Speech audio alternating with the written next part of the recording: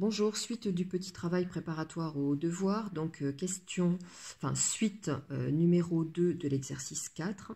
Donc une suite récurrente définie par V0 égale moins 2, Vn plus 1 égale Vn plus 5.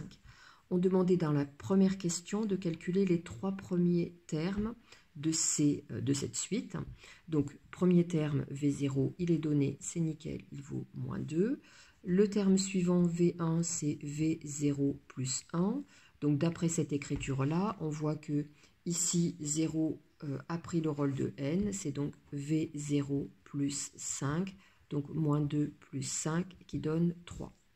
V indice 2, c'est V1 plus 1, donc hop, si on fait un copier-coller ici, n a pris le rôle de 1, c'est donc V1 plus 5, donc 3 plus 5, ce qui donne 8.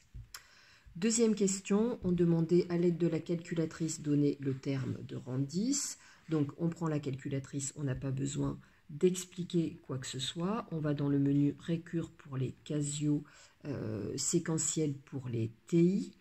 Sur les Casio, on se met bien dans le type F2 et pour les TI sur U indice N plus 1. Voilà, et puis le terme de rang 10, il n'y a pas de doute sur qui il est, eh bien c'est V10 égale, sur la calculatrice, on trouve 48. Voilà pour ceci. Troisième question, on demande d'étudier le sens de variation de cette suite. Alors, d'après la calculatrice, on peut conjecturer, et on dit bien que c'est une conjecture, et on reste dans l'hypothétique, la suite Vn semble être une suite croissante.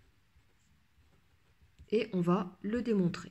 Alors une suite, je rappelle qu'elle peut être croissante, décroissante, elle peut aussi être ni l'un ni l'autre, et parfois elle peut être croissante ou décroissante juste à partir d'un certain rang.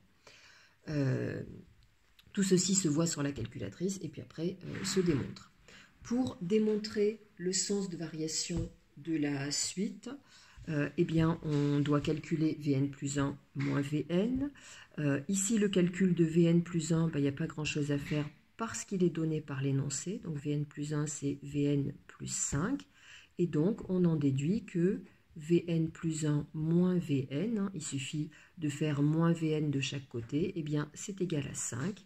Donc, que Vn plus 1 moins Vn, c'est strictement positif pour tout n.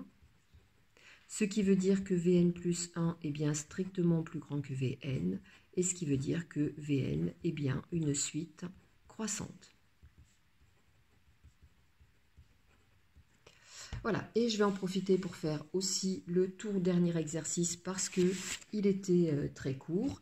Donc l'exercice 5 dans lequel on demandait de factoriser 0,98 à la puissance n plus 1 moins 0,98 à la puissance n, eh bien je rappelle que c'est quelque chose qu'on a fait quand même plusieurs fois.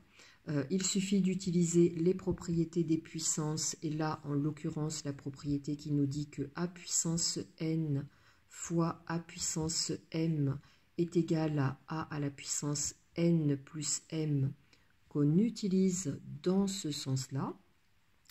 Donc ceci nous permet d'écrire que 0,98 à la puissance n plus 1, c'est 0,98 à la puissance n fois 0,98 à la puissance 1. Donc la puissance, écrire la puissance 1, ça ne sert à rien. Moins 0,98 à la puissance n. On peut donc factoriser par 0,98 à la puissance n, qui est un facteur commun. Et cela nous donne donc, eh bien, 0,98 puissance n, facteur de 0,98 moins 1. Lorsqu'on fait ce petit calcul-là, eh bien cela donne moins 0,02 fois 0,98 à la puissance n. Voilà notre écriture factorisée, eh bien, de ce 0,98 à la puissance n plus 1 moins 0,98 à la puissance n. C'est une compétence dont on aura besoin dans les suites géométriques. Voilà pour la correction de tout ce travail qui est censé donc reprendre des exercices qui avaient été faits pendant les vacances, remettre un peu les choses dans vos têtes et puis vous aider à, je l'espère, bien réussir le devoir de jeudi. Eh bien, j'espère que vous aurez bien compris et que vous réviserez bien pour faire honneur à tout ce travail que j'ai fait en plus. À très bientôt, au revoir.